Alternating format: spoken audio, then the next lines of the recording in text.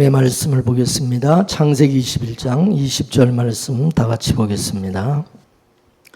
창세기 20장 20절에서 34절까지 말씀을 함께 우리 교독하겠습니다. 하나님이 그 아이와 함께 계심에 그가 장성하여 광야에 거하며 활 쏘는 자가 되었더니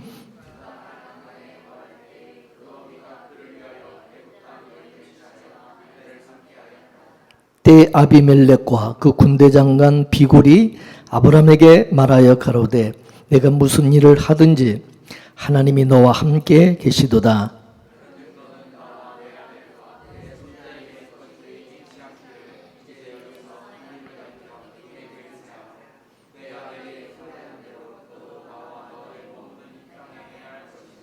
아브라함이 가로되 내가 맹세하리라 하고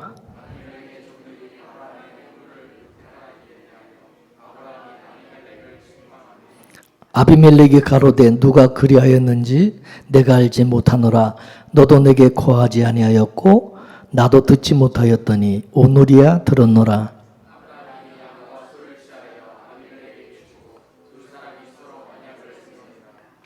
아브라함이 7 암양 새끼를 따로 놓으니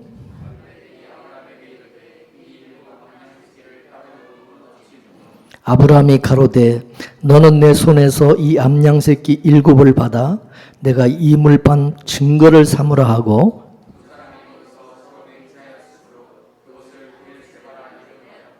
그들이 부엘세바에서 언약을 세우매 아비멜렉과 그 군대장관 비골은 떠나 블레셋 족속의 땅으로 돌아갔고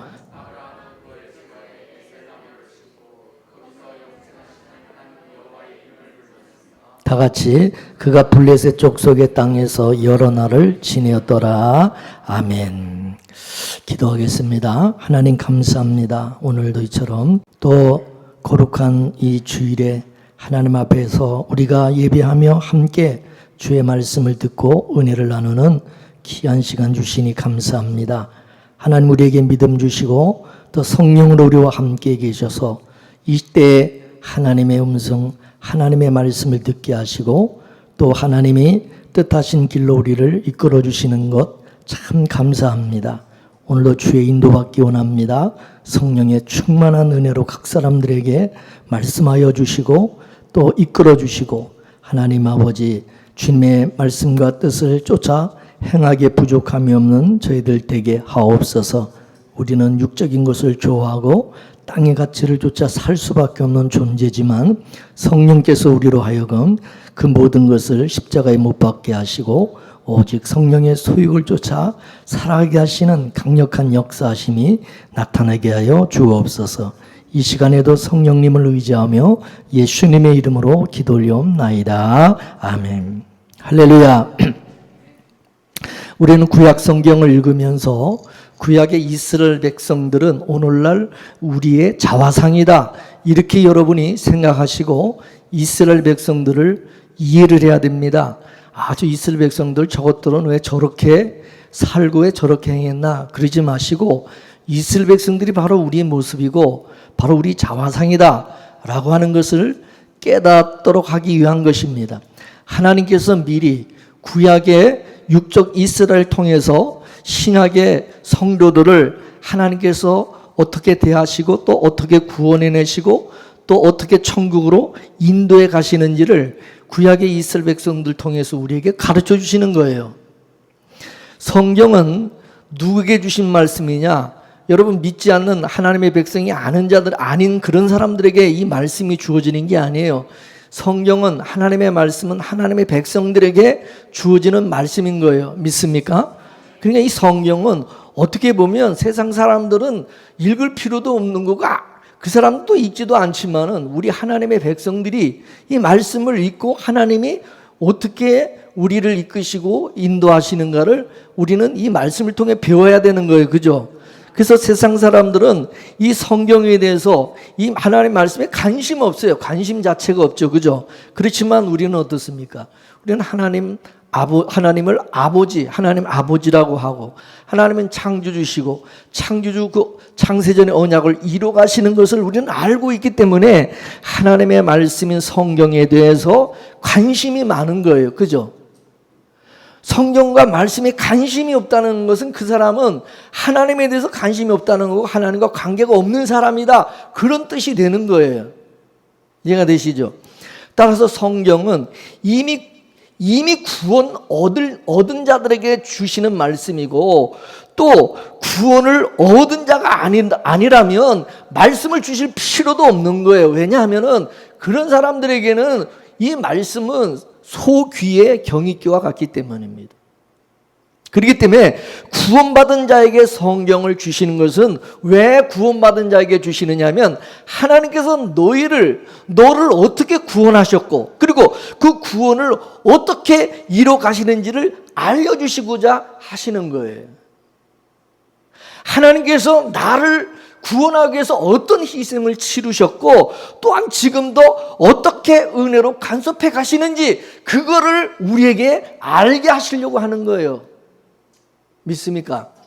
그렇기 때문에 우리는 성경을 통해서 우리의 구원이라는 걸, 내가 받은 이 구원이 얼마나 이게 귀하고 복된 것인가, 이거를 알고 감사의 자리로, 예배의 자리로 나가게 하시는 거다. 보통 신앙생활을 열심히 하지 않는 사람들은 왜 그러냐? 그 사람들은 은혜를 모르기 때문에 그러는 거예요. 그렇잖아요. 은혜를 아는 사람은요, 당연하게 열심히 신앙생활을 하게 돼 있어요. 하지 말라고 그래도 그렇게 하게 돼 있다 이거예요. 은혜와 비례를 하는 거예요. 은혜가 없는 사람들은요, 열심히 신앙생활하는 것이 그게 귀찮은 거예요. 버겁고 힘들고. 그 사람들에겐 신앙이 그냥 관념이요, 지식적인 거. 그러니까 기쁨도 없고 뜻도 미지근한 그런 신앙생활을 하는 거예요.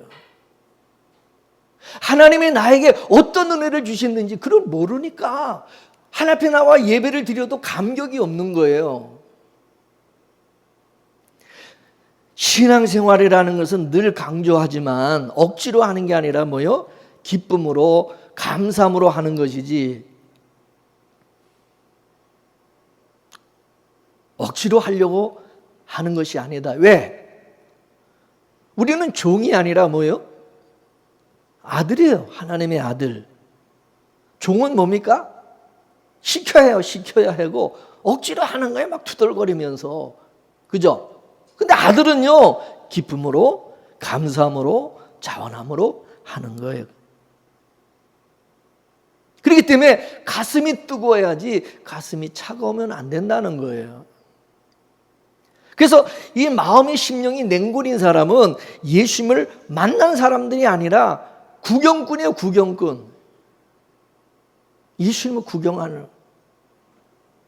예수님 당시에도 예수님을 구경하려는 사람들이 얼마나 많이 몰려다녔어요. 예수님을 만난 사람은 극히 적고 예수님 구경하려고 하는 사람들이 엄청나게 많은 거예요. 그러니까 머리로는 아는데 몸이 말을 듣지 않는 중풍병자와 안진뱅이 같은 신앙생활을 하게 되는 거다 이거죠. 그렇기 때문에 우리는 성경을 배우는 것이, 하나님께서 어떻게 하나님의 백성을 간섭해 가시고 하나님이 어떻게 인도해 주시는지, 그래서 나도 지금 어떻게 하나님께서 나를 간섭하시고 간섭을 당하고 있는지를 알아야 된다 이것입니다. 그래서 성경 속의 하나님은 이스라엘의 하나님이 아니라 나의 하나님이 돼야 된다는 거죠.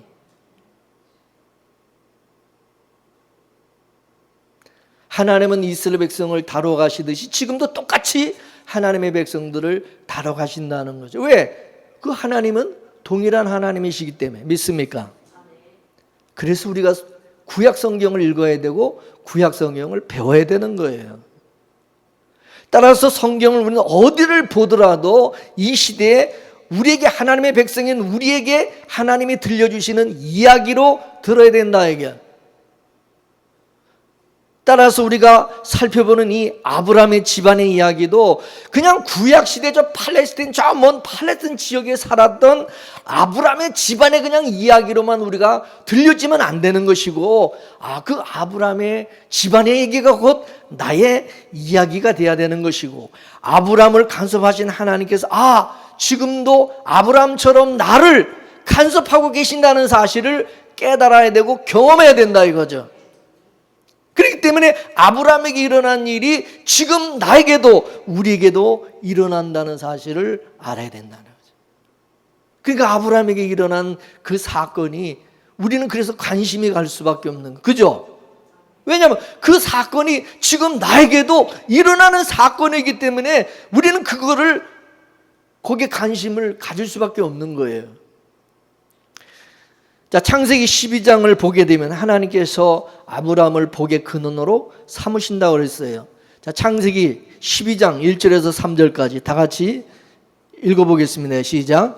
여호와께서 아브라함에게 이르시되 너는 본토 친척 아비집을 떠나 내가 내게 지시할 땅으로 가라. 내가 너로 큰 민족을 이루고 내게 복을 주어 내 이름을 창대케 하리니 너는 복의 근원이 될지라. 너를 축복하는 자에게는 내가 복을 내리고 너를 저주하는 자에게는 내가 저주하리니 땅의 모든 족속이 너를 인하여 복을 얻을 것이니라. 할렐루야. 하나님께서 아브라함을 찾아와서 일방적으로 아브라함에 통과하십니다. 뭐라고 그럽니까? 내가 이제 너를 뭐요? 복의 근원으로 삼겠다.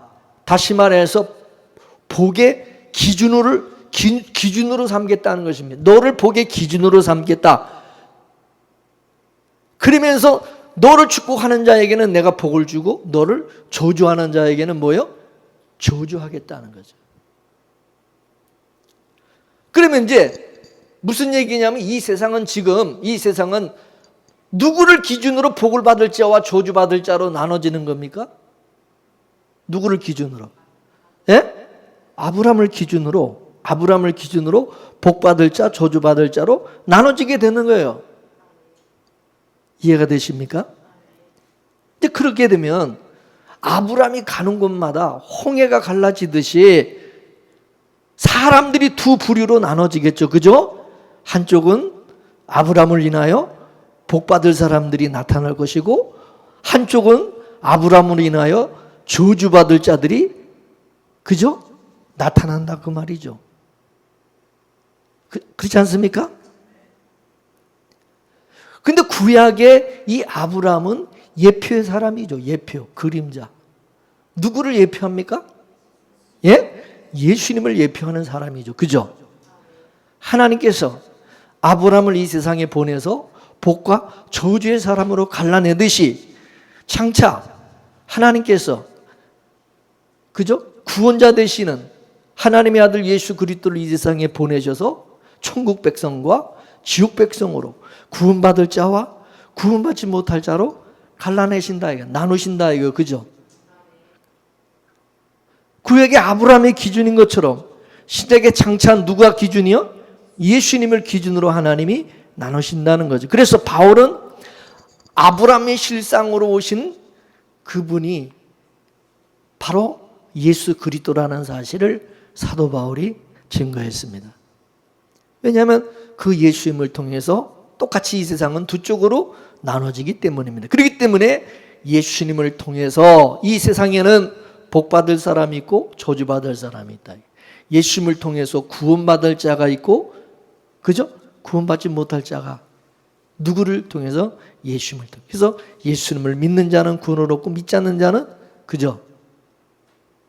멸망을 받고 지옥에 가는 거예요.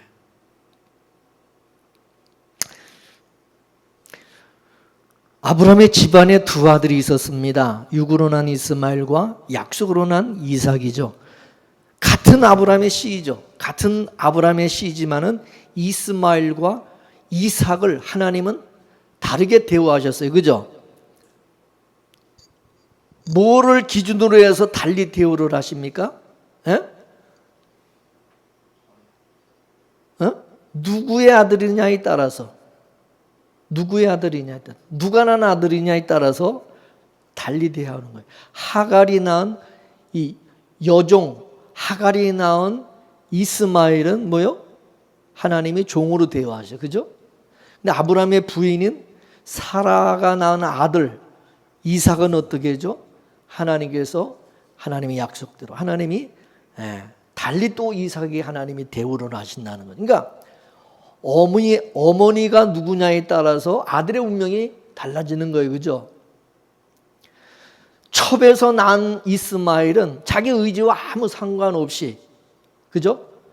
자기는 그냥 종이 되는 거야. 저주받은 자가 되는 거야. 자기 의지와 자기 노력으로 되는 게 아니에요. 그죠? 그냥 태어날 때 자기 어머니 하갈에서 태어난 그것 때문에 그렇게 되는 거고, 본부인은 사라에게서 낳아진 이삭은 하나님의 아들이 되고 기업을 얻을 자가 되는 거예요. 그죠? 그렇습니까? 안 그렇습니까? 그러니까 육으로 난 종에게서 몸종인 하갈에서 난 이스마엘은 유업을 얻지 못하고 집안에서 쫓겨나는 거예요. 쫓겨나는 거예요. 자, 이스마엘 입장에서 생각해 보면 참 불공평하고 억울할 수 있어요. 그죠? 그래 안 그래요? 자기가 잘하고 잘못한 것과 상관없이 자기가 그 태어날 때 누구로부터 태어났느냐에 따라서 이렇게 달라지는 거예요. 오늘 저와 여러분들이 죄인 된 것은 누구 때문이죠? 예? 아담의 후손으로 태어났기 때문에. 그죠? 그래 안 그래요? 우리가 아담의 그 후손이기 때문에. 그거 마찬가지다 이거죠. 육적 이스마엘은 뭡니까? 혈통으로 난 자들이, 설통으로 난 자. 그러면 영적 이스라엘은 뭡니까? 약속으로 난 자, 성령으로 난 자다 이것입니다. 자, 그래서 장차 아브라함의 실체가 되시는 예수 그리스도가 오시게 되면 육적 이스라엘은 쫓겨나고, 영적 이스라엘이 뭐요? 하나님의 나라의 유업을 얻는다. 그거를 아브라함의 가정을 통해서 보여주신 거예요. 이해가 되시죠? 그래서 성령으로 거듭난 자라야 하나님의 나라를 볼 수 있다. 하나님의 나라를 유업으로 받게 된다. 예수님이 그렇게 말씀하신 거예요. 이해가 되시죠? 자, 흔히들 그래요. 천국 간다 그래요. 자, 천국 간다 그러는데 그거는 맞는 말일까 틀린 말일까요? 우리가 천국 가는 겁니까? 천국이 우리에게 주어지는 것입니까? 예? 내가 천국을 가는 거예요? 천국이 나한테 주어지는 거예요? 자, 그러면 천국은 뭐예요? 예수님이 천국이죠. 그죠? 그래 안 그래요? 그러면 예수님이 내 안에 들어오시면, 예수님이 내 안에 오시면 그게 뭐예요? 천국이 내 안에 온 거예요. 그죠? 내 안에 천국이 이루어진 거예요. 그죠? 그렇습니까? 안 그렇습니까? 물론 장차 우리가 가야 될 천국은 하늘에 있어요. 그렇지만 지금 영적으로 천국이 우리 안에 침노에 와 있는 거예요.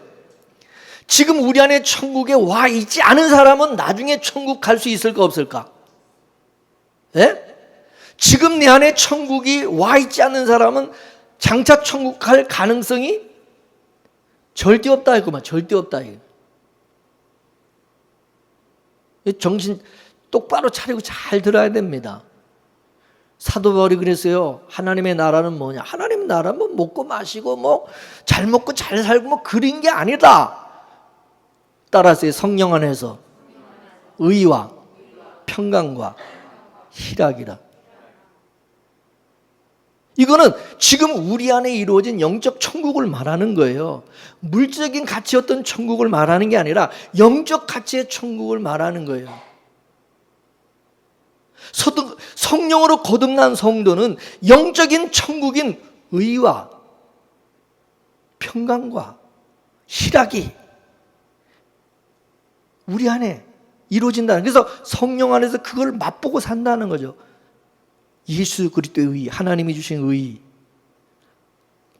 하나님과 화평을 이룬, 지난번에 하나님과 화목하고 화평, 평강, 그 다음에 예수 안에서 기뻐하고 즐거워하는 삶, 할렐루야, 희락. 이게 있느냐는 거예요. 이게 있느냐는 거예요. 이게 있는 사람은 뭐예요? 그 안에 이미 천국이 이루어진 거다 그래요. 천국이 와 있는 거다 믿습니까? 그럼 이 영적 천국을 영적 천국이 이루어진 사람은 어떻게 살까? 에? 세상의 떡의 가치보다 말씀의 가치를, 거기에 가치를 두고 살아가게 된다는 거죠. 다시 말해서 뭘 먹을까, 뭘 마실까, 뭘 입을까, 그게 중요한 게 아니라 먼저 그의 나라와 의를 구하며 살아가게 된다는 거죠. 그죠? 근데 그게 인간의 힘으로 불가능하다 그래서 지난번에 말씀드렸어요. 우리가 어떻게 먹고 마시고 하는 그걸 어떻게 우리가 무시하고 육적인 그 소욕을 우리가 무시하고 사실 몸뚱아리가 있는데, 근데 성령이 우리 안에 오시면 사람으로는 할 수 없어도 성령으로는 그게 가능하게 하신다는 거예요. 그죠? 먼저 그의 나라와 의를 구하게 된다는 거죠.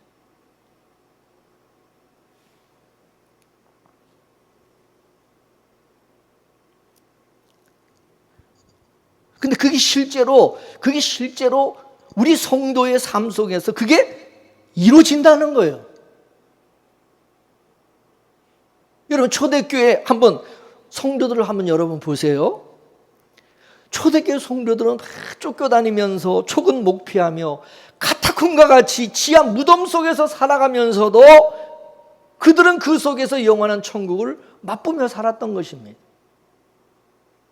천국의 가치가 세상의 고난도 무덤과 같은 그 썩은 냄새나는 시체와 같이 이렇게 무덤 속에서 살아가는 그 환경도 넉넉히 이기게 한 것입니다.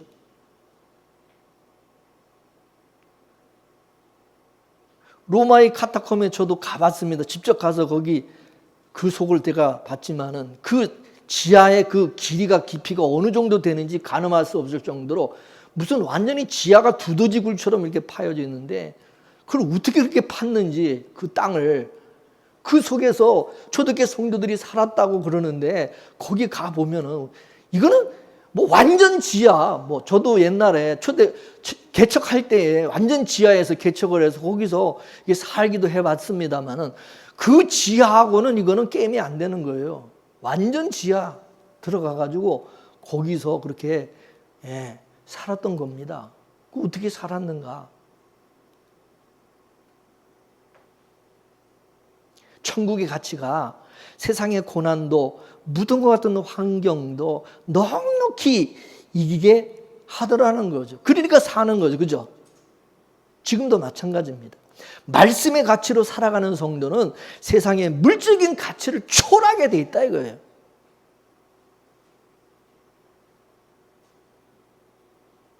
세상 살아가는 것이 비록 고달프고 힘들다 하더라도 은혜로 넉넉히 이겨내고 성령 안에서 그럼에도 의와 평강과 기쁨을 맛보면서 또한 천국을 소망하며 살아간다 그 말입니다. 이게 실제다 이것입니다. 그냥 배워서가 아니라 실제 내 삶에서 그게 이루어지느냐 이거예요. 그것이 이루어지고 있느냐 그 말이에요. 성령 안에서 내 안에 정말 천국이 이루어지고 그 천국을 누리고 살아가느냐 이거예요. 우리는 천국 그러면 어떤 생각하냐? 어떤 좋은 환경, 살기 좋은 어떤 그런 곳으로 생각을 하는 겁니다. 편안하고 무슨 럭셔리하고 무슨 안락한 삶을 우리는 천국으로 생각한다 이거예요. 그래서 우리는 좋은 환경과 아주 그런 어떤 장소에 가게 되면 야 여기 천국 같다 그렇게 말해요. 그죠? 그래 안 그래? 그게 바로 마귀가 우리에게 주는 천국관이다 그겁니다. 근데 성경이 말하는 천국은 그와 반대다 이것입니다. 예수님 자신이 천국이고 예수 안이 천국이고 성령 안에서 살아가는 것이 천국이다.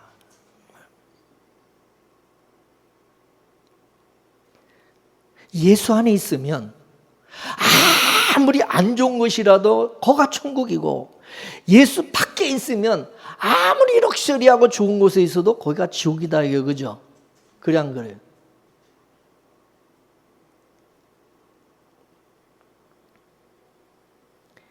예수 안에 있으면 세상 가치를 얼마든지 이기면서 살아가지만 예수밖에 있으면 세상 가치를 이길 수가 없기 때문에 그 세상 가치를 쫓아서 살아갈 수밖에 없다는 거예요. 그죠? 그것 때문에 서로 아웅다웅 싸우고 그냥 질시하고 죽이고 그냥 그런 끔찍한 일들이 막 일어나게 되는 거죠. 여러분, 천국은 지금 우리 안에 와 있어요. 우리가 천국 가는 게 아니라 천국이 우리 안에 침례 와 있는 거예요. 그렇죠? 그래서 영적 천국이 이루어진 사람은요, 세상 가치로 살아가지 않고 하늘의 가치로 살아가는 것입니다.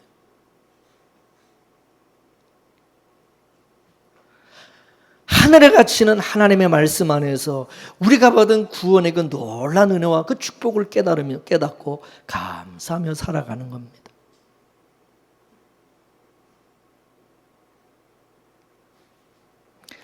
열두 제자들을 보세요. 예수님의 열두 제자들이 어떤 가치로 살았습니까? 그들이 어떤 삶을 살았는가 한번 보세요.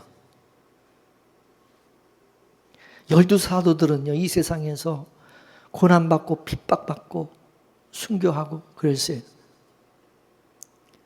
사도 요한은 어떻게 됐죠? 밤매솜에 유배되어 살면서 거기서 천국을 바라보고 천국을 맛보며 거기서 뭐를 기록했어요? 예? 요한계시록을 기록했어요. 요한계시록이 밤모섬에서 유배 생활하면서 기록된 말씀이 요한계시록이에요.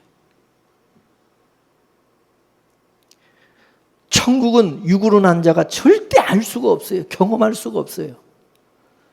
세상 사람들은 절대 이해할 수 없기 때문에 이거를 비밀이라고 하는 비밀. 그 사람들에게는 이게 비밀인 겁니다. 감춰진 것입니다. 그래서 천국은 이 땅에 하나님이 역설적으로 주셔서 역설적으로. 저 역시 지난 월암동 교회 살면서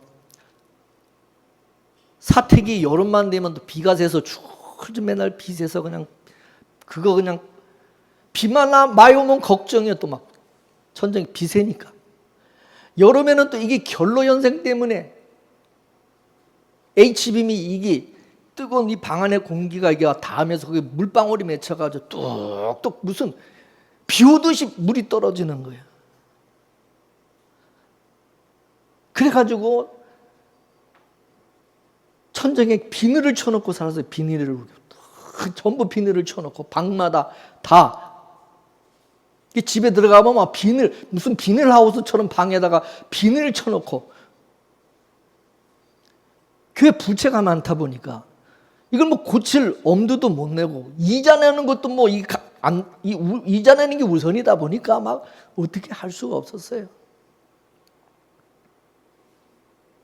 침대에 누워서 천장을 쳐다보면은 시커멓게 곰팡이가 펴가지고 시커먼 거예요. 이게 꼭 기분이 꼭 무덤 속에 들어와서 무덤 속에 들어와 있는 기분이 아니에요. 하늘 천장을 보면 시커먼 게 그냥 곰팡이가 아니라 물은 떨어져 비늘은 쳐져 있지. 이게 무슨 방도 아니고 집도 아니고 그랬어. 곰팡이 냄새는 풍겨서 캐캐 곰팡이 냄새 나지. 근데 그 속에서 여러분 성령께서 은혜를 주시고 세상 가치가 아니라 말씀의 가치, 하늘의 가치로 살아가게 하시면서 주님의 그 은혜와 사랑을 깨닫고 알게 하시고 복음과 이 말씀의 비밀, 천국의 이 비밀을 새롭게 깨닫게 하시면서 그 속에서 그런 속에서도 천국을 맛보게 하는 거예요. 감사가 되고 늘 기뻐. 진짜 성령 안에서 의와 평강과 희락을 경험하게 하시더라. 그걸 맛보게 하시는 거예요. 아, 이런 거구나. 그래서 하나님께서 이 땅에서 천국을 역설적으로 주신다는 사실을 알게 된 것입니다. 창세기 21장 내용은 세 단락으로 나눠져 있어요. 1절에서 7절까지는 사라에게 약속하신 대로 그 기한에 이삭을 낳았다는 말씀이고요. 8절서부터 21절까지는 이삭이 젖을 뗀 이후에 잔치를 베풀 때 이스마엘이 이삭을 실용하는 그것을 보고 아브라함이 이스마엘을 집안에서 쫓아내는 그런 것으로 돼 있고, 22절부터 30절까지 말씀은 아브라함이 이제 아비멜렉과 언약을 하고 암양 7을 주고 7 의무를 사는 것으로 그렇게 되어 있어요. 여기는 하나님이 자기 백성을 찾는 구속사가 담겨져 있습니다.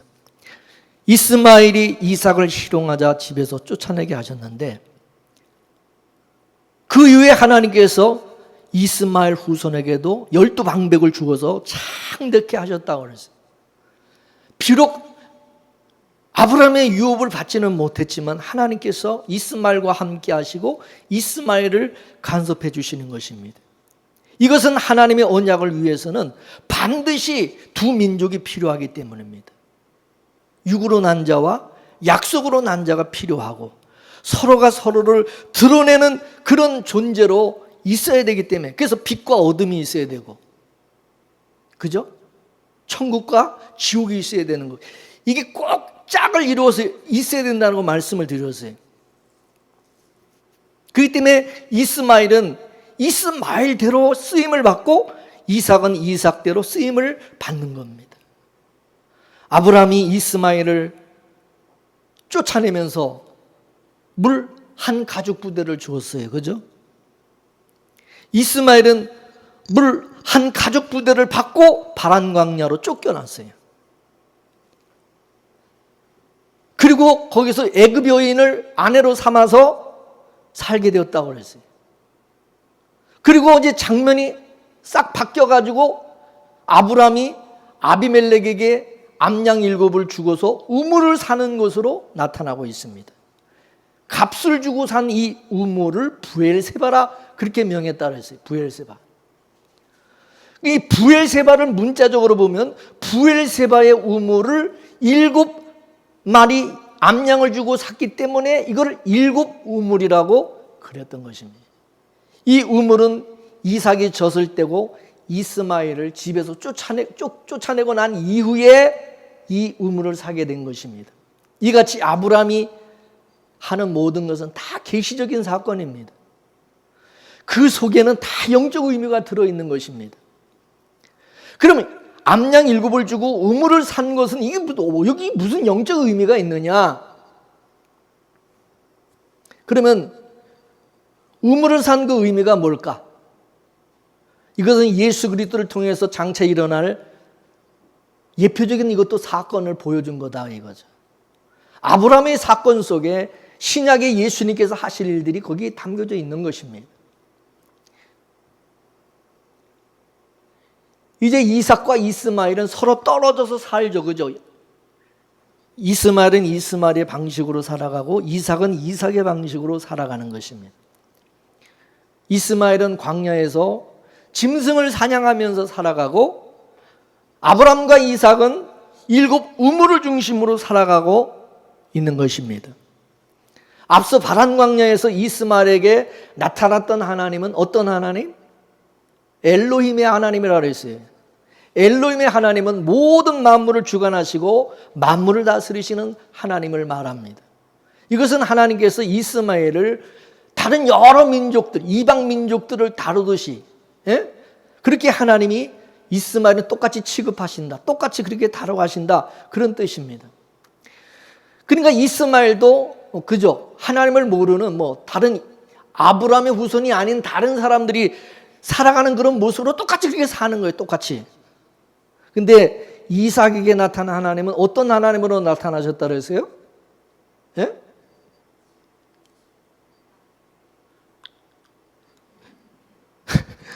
여호와 하나님이라고 했지. 여호와 하나님, 구원의 하나님. 얘기해도 맨날 그냥 잊어버려. 한 10번은 얘기해야 되니까. 여호와 하나님, 여호와 하나님. 여호와 하나님은 어떤 하나님을 했어요? 자기 백성들에게만 나타나는 것이에요. 자기 백성을 구속하시고 보호하시고 구원하는 하나님이 여호와 하나님. 그 여호와 하나님이 바로 신약의 예수 그리스도라고. 그리시 안 그리시오?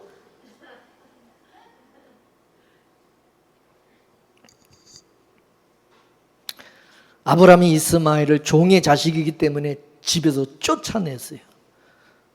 종으로 태어났다는 것은 율법 아래서 났다가 율법 아래서. 율법은 뭐라 그랬어요? 우리를 살리는 거예요, 죽이는 거예요? 죽이는 게 율법이에요. 그래서 이스마엘은 광야에서 쫓겨나서 짐승을 잡는, 사냥하는 업으로 살게 되는 것입니다. 그래서 아브라함이 이스마엘에게 준 가죽부대의 한 가죽부대의 물은 뭐냐? 그건 율법을 상징하는 거예요, 율법을. 그래서 이스마엘이 하는 그 짓을 보면은 다 율법을 상징하는 그런 일들을 하는 것입니다. 그것은 뭐냐? 사람을 죽이는 거야. 사냥을 하는, 사냥꾼으로서 죽이는. 그래서 바람광에서 활 쏘는 자로 남을 죽이는, 짐승을 죽이는 사냥꾼으로 살아가는 것입니다. 성경에서 이 사냥꾼은요, 이 땅을 차지하는 지배자를 의미할 때 성경에서 사냥꾼 그렇게 사용하고 있습니다. 야곱의 형 에서도 사냥꾼이에요. 사냥꾼. 야곱의 형. 그죠? 니무롯이라는 사람도 영웅인데 이 사람이 특별한 사냥꾼이라 그랬어요, 성경에. 그죠? 공통점이 뭐냐면 이 사람들은 다 육에 속한 자들이라는 거예요. 육에 속한 사람들. 결국 이스마엘, 니므롯, 에서 이 다 똑같은 계열이다. 이게 똑같은 계열. 이 육에 속한 자들, 이 율법을 해서 나는 그런 사람들. 근데 나중에 보면 이 사람들이 굉장히 또 육적으로는 강해요. 강성이야, 육적으로는. 그죠? 그래서 약속의 아들들을 핍박하는 모습으로 나타납니다. 그죠? 이스마엘은 사냥꾼 노릇을 하고 아브라함과 이삭은 뭐요? 우물 파는 일을 해서 우물을 파는 일. 하는 일이 달라요. 사냥하는 일, 우물 파는 일. 똑같이 바란 광야에 서로 인근하고 살아가고 있지만은 전혀 이게 다른 삶을 살아가고 있는 거예요. 우물을 판다는 것은 큰 의미가 있는 것입니다. 우물은 사람을 죽이는 거예요, 살리는 거예요. 예? 우물은 살리는 일이에요, 살리는 일. 자, 모세는 우물가에서 누구를 만났어요? 시보라를 만났죠, 자기 아내. 그죠? 야곱도 우물가에서 누구 만났어요? 야곱, 라헬 만났죠. 그죠? 아브라함의 몸종인 엘리에셀도 이삭의 아내를 이제 만나러 갈 때에 우물가에서 누구를 만났어요? 리브가를 만났어요. 사마리아 수가성의 여인도 우물가에서 누구 만났어요? 예수님 만났어요. 예수님. 할렐루야. 이처럼 이 우물은 언약의 백성들이 구원의 사건과 밀접한 관계가 있는 것이 우물입니다. 이 우물. 아브라함이 이 우물을 파는 사건은요, 예수님께서 하실 일을 예표적으로 보여주는 겁니다. 이것도. 그 당시 이 우물이라는 것은요, 팔레스타인 우물 굉장히 귀한 것입니다. 우물의 귀중함을 알고 있다면 이스마엘도 우물을 파야 되는 거예요. 우물을. 이스마엘은 아브라함과 이삭과 같이 우물을 파지 않았어요. 우물을 팠다는 얘기 없어요. 이스마엘은 하늘의 생명과 상관없는 삶을 살았다, 그 말입니다.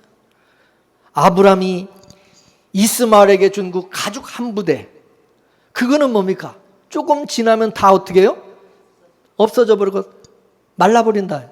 그죠? 그 가람을 채워줄 수가 없어요. 늘 또 떨어지고 또 길어오면 또 떨어지고 그럼 맨날 궁구하고 고달프고 수고해야 되는, 그죠?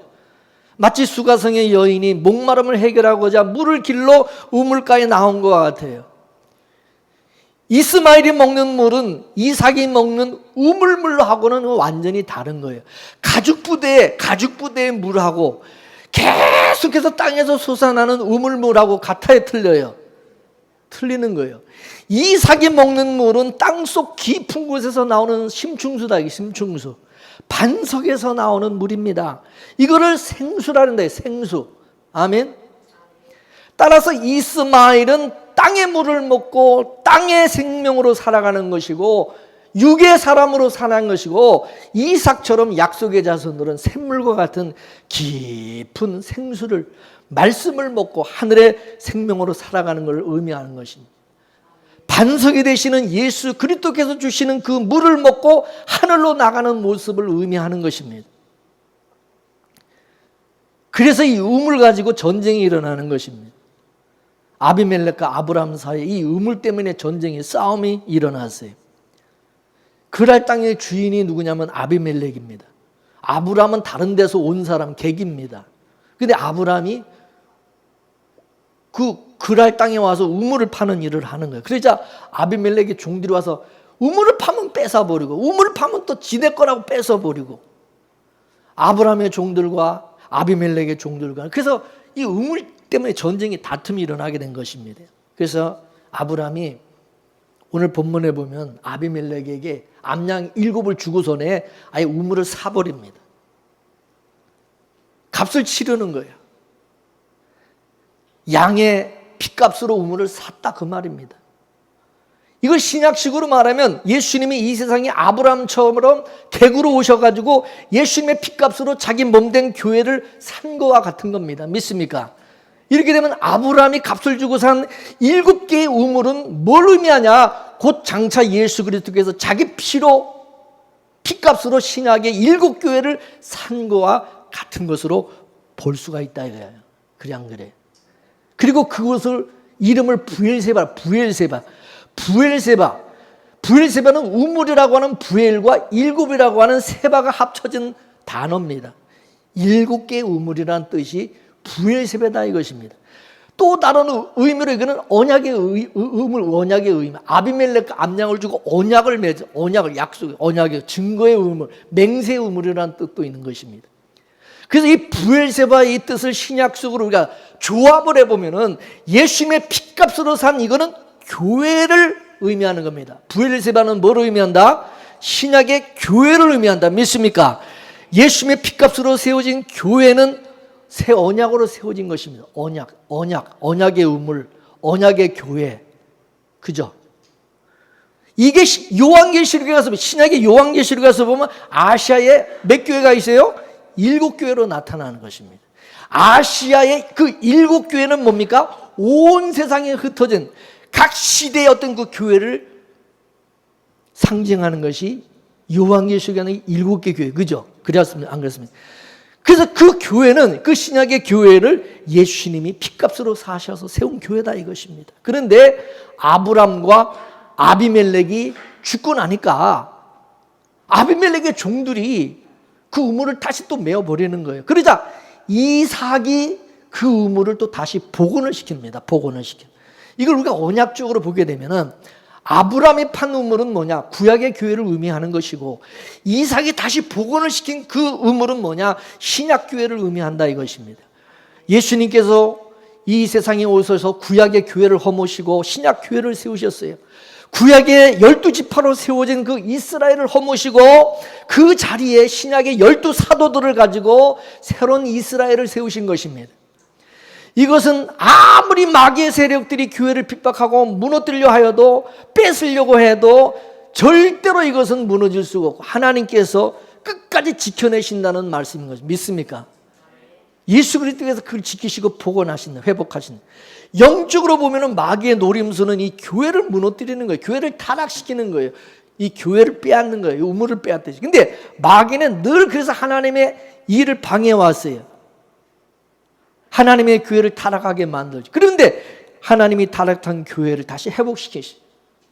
그게 이삭의 아버지 우물을 다시 복원하는 그 모습으로 나타나는 거예요. 그래서 요한계시록은 7교회가 그 성경의 7교회 다 타락했어요. 그럼에도 여전히 하나님이 지금 교회를 지키고 계시는 것입니다. 모든 성경은 하나님의 백성에 관한 얘기예요. 하나님께서 자기 백성들을 어떻게 다루시고 지켜내시는지 그걸 얘기하는 거예요. 그렇기 때문에 오늘 본문의 이 말씀도 교회 얘기다. 교회, 하나님의 백성에 관한 이야기. 예수님과 아브라함을 믿음의 조상이라고 한다면 아브라함은 구약의 교회를 상징하는 것이죠. 아브라함은 7마리 양을 주고 우물을 산 후에 어떻게 했어요? 그 우물 곁에 뭐를 심었어요? 우물 곁에 뭐를 심었어요? 에셀나무를 심었다 그랬잖아요. 에셀나무, 그죠? 에셀나무를 심고 영생하는 여호와 이름을 불렀다고 그랬어요. 오늘 본문에 그랬어요, 안 그랬어요? 그 우물을 산 후에 그 옆에다가 에셀나무를 짓고 그 다음에 여호와의 이름을 불렀다. 이 우물은 뭐냐? 영생하는 여호와의 집이라는 뜻입니다. 영생하는 여호와의 집은 교회를 의미하는 거죠. 교회가 여호와께서 성령에 거하는 집이지 않습니까? 성전. 교회는 영생하는 자들이 모이는 곳입니다. 영생의 떡을 먹는 것이 교회입니다. 하나님이 이 땅에 자기 백성들을 위해서 영생하는 떡집을 하나 마련해 놓으셨어요. 예수님이 뭐라 했어요? 따라서 나는 하늘로서 내려온 산떡이니, 그 하늘로 내려온 산떡이 거하는 교회, 그 몸된 교회, 그 교회를 떡집이라는데, 이 교회를 떡집 믿습니까? 떡이신 예수님이 거하는 집이 떡집이다 이거야. 그래서 성도들은 교회에서 예수라는 떡을 먹고 영생을 하는 거다 이거야. 자, 예수님이 태어날 때 베들레헴 말구에서 태어나셨어요. 그죠? 왜 말구에서 태어났습니까? 예수님은 우리 양식으로 오셨기 때문에, 떡으로 오셨기 때문에, 밥으로 오셨기 때문에 말구 밥통에 누워 계시면 내가 밥이다 이거죠. 내가 떡이다 이거. 믿습니까? 나를 먹고 영생하라 그 말이요. 믿습니까? 자, 예수님 마지막 최후 만찬을 하셨어요. 제자들에게 떡을 주시면서 뭐라 그랬어요? 이는 내 살이라고 하시면서 받아 먹으라고 그랬어요. 그랬어요, 안 그랬어요? 예수님의 살은 뭐라 그랬어요? 영생을 위하여 주시는 뭐요? 양식이라 그랬어요. 그랬어요, 안 그랬어요? 예수님이 성만찬 때 그 떡을 주면서 이거는 영생하기 위해서 너에게 주는 양식이다. 예수 그리스도가 떡이다 그 말입니다. 쉽게 말해서. 믿습니까? 예수님이 베들레헴에서 태어났는데 베들레헴이 무슨 뜻입니까?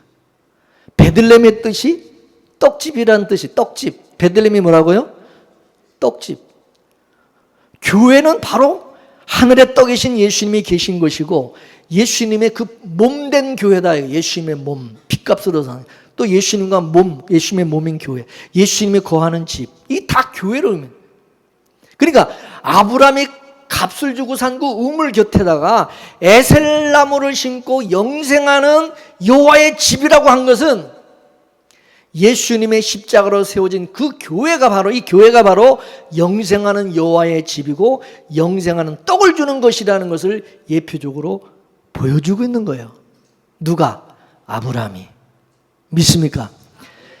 이 성경이 참 기가 막힌 것이, 영적으로 우리가 이거를 성경을 보면 다 이게 의미가 다 있는 거예요. 그 속에 그 기가 막히게 다 맞아 떨어지는 거예요. 그죠? 그러니까 아브라함이 값을 주고 산 이 우물 곁에 에셀 나무를 심고 영생하는 여호와의 집이라고. 그게 그냥 왜 하필이면 그렇게 했느냐? 그게 다 예표적으로 보여주기 위해서 그렇게 하네. 여러분, 영생하려면 영생하는 나라의 것을 먹어야 되는 거예요. 땅의 것을 먹으면 안 되고 하늘의 것을 우리가 먹어야 되고 하늘로부터 내려온 그 사람을 믿어야 되는 거예요. 그분이 바로 영생하는 떡이기 때문입니다. 교회는 하늘의 것을 주는 것이지 교회는 이 땅의 것을 주는 것이 아닙니다. 하나님께서는 이 땅에 하늘에 속한 교회를 세우셨어요. 왜냐하면 하늘에 속한 자들을 모시기 위한 거예요. 그 하늘에 속한 자들을 모아서 하늘로부터 오신 생명의 떡인 영생하는 떡이 되신 예수 그리스도를 주어서 먹고 마시고 배부르고 그로 인하여 예수 그리스도로 인하여 살게 하지, 영원히 살도록 하기 위한 거예요. 믿습니까? 여러분, 교회를 여러분 어떻게 생각하십니까? 사람들은 사람들이 보는 이 교회와 여러분들이 생각하는 교회가 어떻게 다르냐 그겁니다. 우리가 성경을 통해서 이 교회를 생각해 보면 이 교회가 얼마나 중요한 것인가를 알게 돼요. 그죠? 그래 안 그래? 하늘에 속한 자들은 교회로 모이게 되어 있어요. 주님의 몸된 교회로 다 이게 모이고 연합 하나 되게 되어 있어요. 이 교회는 우물가와 같아요. 우물가. 이 우물가에서 누구를 만납니까? 예수 그리스도를 만나게 되는 거예요. 그죠? 성경에 보면은 그 우물가에서 남녀 간에 정분이 일어난 사건이 있어요. 그죠? 우물가에서 자기 아내를 만나는 거예요. 아내와 신랑과 아내들이 성경에 우물가에서 다 만나는 거예요. 믿음의 조상들이, 그죠? 우물가에서 만나는 거야. 그래 안 그래요? 근데 보면은요, 우물가에 있는 아내를 누가 찾아갑니까? 신랑이 찾아갑니까? 아내가 찾아갑니까? 신랑이 찾아가요, 아내를. 우물가에 있는 아내를 만나기 위해서 신랑이 찾아가서 만나는, 신랑이 찾아가지 아내가 자기 신랑 찾으러 헤매러 돌아다니지 않아요. 신랑이 찾아오는 거야. 오늘 신부된 저와 여러분들을 누가 찾아옵니까? 예수님이 찾아서 예수님이 만나 주셔야 되는 거예요. 예수님이. 우리가 예수님을 만나려고 뭐 돌아다니는 게 아니에요. 예수님이 저와 여러분을 찾아와 주셔야 되고 만나 주셔야 되는 거예요. 믿습니까? 구원은 주어지는 거지 우리가 구원을 얻어내는 게 아니라 그랬어요. 믿음도 하나님이 주시는 것이고, 그죠? 그렇습니다. 천국은 내가 가는 게 아니라 그랬어요. 천국은 나에게 주어지는 거지. 믿습니까? 친노에 오는 거야. 천국이 나에게. 우리가 천국 가는 것 같지만 아니에요. 천국이 나에게 주어지는 거예요. 믿습니까? 참, 이 의미가 참 그래서 깊은 거예요. 이제 저와 여러분 모두가 산떡이신 예수님이 계신 여호와, 영생하는 여호와의 집이고 영생하는 떡을 주는 이 교회에서 반드시 신랑 되신 주님을 만나야 되고, 그 주님으로 인해서 여러분 항상 늘 배부르고 목마르지 아니하며 여러분 속에 생수의 강이 영원히 솟아나는 그런 은혜가 있기를 주의 이름으로 축원합니다. 할렐루야. 다 같이 기도하겠습니다. 은혜와 사랑이 풍성하신 하나님 아버지, 하나님의 말씀을 통해서 이 놀라운 하나님의 비밀과 하나님의 그 뜻을 깨달아 알 수 있는 은혜 주시니 감사합니다. 아브라함이 브엘세바 우물을 암양 7곳을 주고 사서 또 그 옆에 에셀나무를 심고 여호와의 집이라고 부른 그 의미가 뭔지를 깨닫게 해주시고, 예수께서 핏값으로 주시고 사신 이 교회가 바로 우물이고 영생하는 집이고 생명의 떡이신 예수님이 계시는 곳으로서 우리가, 주님의 신부된 우리가 이곳에서 주님을 만나 생명의 떡이신 주님으로 말미암아 영원히 목마르지 아니하고 배부르고 만족하며 천국을 맛보며 살아가게 하시는 줄로 믿습니다. 이 놀라운 은혜와 축복을 누리는 자 되게 하시고 깨닫는 자 되게 하시고 하나님의 그렇게 살아가도록 주여 은혜 내려 주옵소서. 예수님의 이름으로 기도 올리옵나이다. 아멘.